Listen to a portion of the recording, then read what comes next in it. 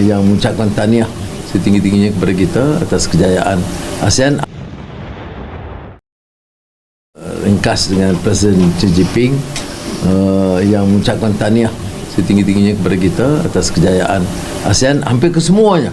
Ya, saya terharu dari UAE, dari China, dari semua negara yang Mexico, ya, yang jauh, tapi bila jumpa saya terus menyatakan sambutan luar biasa atas kejayaan ASEAN, termasuk perdamaian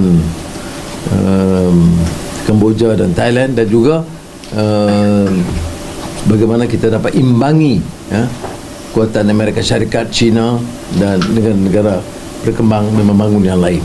Kita jelas kelihatan pagi tadi apabila Yang Berhormat Perdana Menteri masuk ke dalam kita punya leaders holding room menjadi sebagai center of gravity.